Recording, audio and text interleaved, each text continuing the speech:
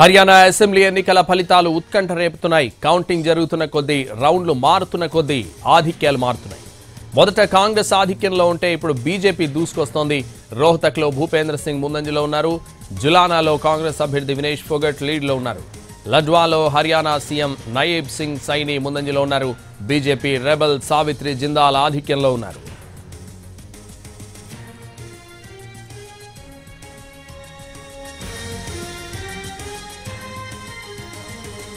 Haryana assembly ఎన్నికల ఫలితాలు ఉత్కంఠ రేపుతున్నాయి. కౌంటింగ్ జరుగుతున్న కొద్దీ రౌండ్లు మారుతున్న కొద్దీ ఆధిక్యాలు మారుతున్నాయి.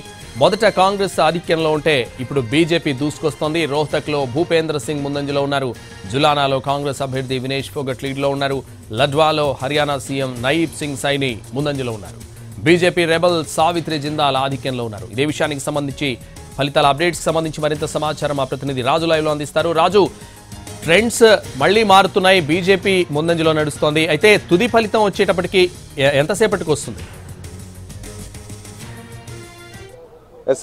నిజంగా సంతోష్, ఏదైతే హర్యానా ఫలితాలకు సంబంధించి కొంత ఉత్కంఠనైతే కనిపిస్తుంది. మొదట కాంగ్రెస్ ముందంజలో కనిపించింది. ఆ తర్వాత ఇప్పుడు బీజేపీ చాలా ముందుకు దూసుకొచ్చింది. ఇప్పుడు హోరాహోరీగా కనిపిస్తున్నాయి. బీజేపీ కావచ్చు, కాంగ్రెస్ ముందున్నటువంటి స్థానాలు కనుక పరిశీలిస్తే మొత్తం 90 స్థానాల్లో 40కి పైగా రెండు పార్టీలు కూడా ముందున్నటువంటి పరిస్థితి కనిపిస్తుంది.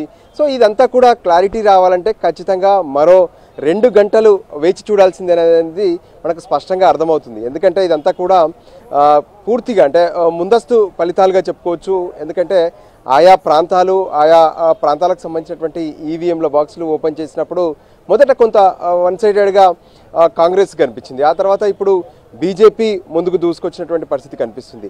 సో ఇదంతా చూస్తుంటే ఖచ్చితంగా ఇంకో 2 గంటలు వేచి చూస్తే తప్ప హర్యానా ఫలితాలకు సంబంధించినటువంటి పూర్తి క్లారిటీ అయితే కనిపించేలా లేదు. కానీ ఏ విధంగానైతే అంటే మొదట ఫలితాలను చూస్తే నిజంగా ఎగ్జిట్ పోల్స్ నిజమయ్యేలా ఉన్నాయని చెప్పి అనిపించింది. కానీ ఆ తర్వాత ఎగ్జిట్ పోల్స్కు విరుద్ధంగా ప్రస్తుతం ఉన్నటువంటి ట్రెండ్స్ కనిపిస్తున్నాయి. సో ఆ తర్వాత మరో గంటలో రౌండ్కు మారుతున్నటువంటి నేపథ్యంలో ఎలా ఉండబోతున్నాయి ఈ ఫలితాలు అనేటివి మాత్రం కొంత ఆసక్తిగా ఉత్కంఠగా కూడా కనిపిస్తున్నటువంటి పరిస్థితి ఉంది. సో ఓవరాల్గా చూస్తుంటే కూడా హర్యానా అనేది ఇప్పుడు రెండు పార్టీలకు కూడా చాలా కీలకంగా కనిపిస్తున్నటువంటి పరిస్థితి ఉంది. అటు బీజేపీ కావచ్చు, ఇటు కాంగ్రెస్ కావచ్చు. బీజేపీ ఏమో ఖచ్చితంగా అంటే ఏ విధంగానైతే 2014-19లో గెలిచాము, రాష్ట్ర అభివృద్ధి కోసం పూర్తి స్థాయిలో పనిచేశాము.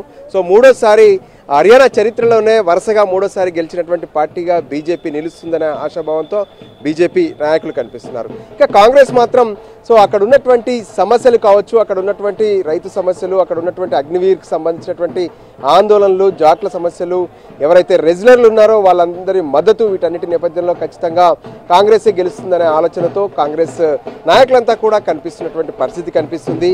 సో ఏదేమైనా ప్రస్తుతం అయితే హర్యానాకు సంబంధించినటువంటి కౌంటింగ్ కొనసాగుతుంది. సో మొదట ఏ విధంగానైతే పోస్టల్ బ్యాలెట్స్ కౌంట్ చేశారో ఆ తర్వాత ఈవీఎంలను కూడా ఓపెన్ చేసి రౌండ్ల వారీగా ఈవీఎంలు అన్నింటినీ కూడా అటు కౌంట్ చేస్తున్నటువంటి పరిస్థితి కనిపిస్తుంది.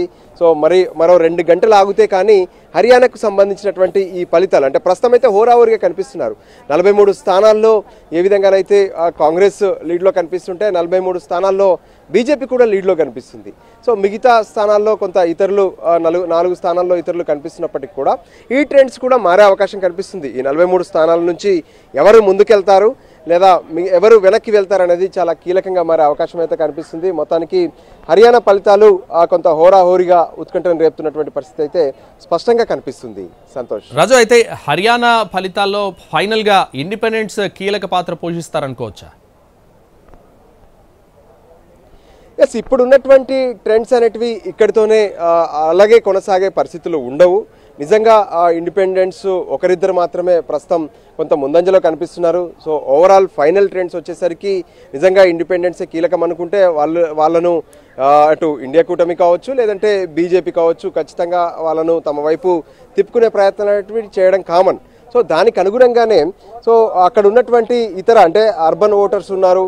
సో ఏ విధంగానైతే గ్రామీణ ఓటర్స్ ఉన్నారు, ఆయా ప్రాంతాలకు వెళ్ళిన కొద్దీ అక్కడ ఉన్నటువంటి కౌంటింగ్ సరళి మారే అవకాశం అయితే స్పష్టంగా కనిపిస్తుంది. సో దానికి అనుగుణంగానే ఆ తుది ఫలితాల్లో రిజల్ట్స్ అనేటివి మనకు ఫైనల్గా కనిపించే అవకాశం కనిపిస్తుంది. దానికి అనుగుణంగానే ఇప్పుడున్నటువంటి ట్రెండ్స్ ప్రకారం అయితే బీజేపీ కాంగ్రెస్లు హోరాహోరీగా తలపడుతున్నటువంటి పరిస్థితి హర్యానాలో కనిపిస్తుంది.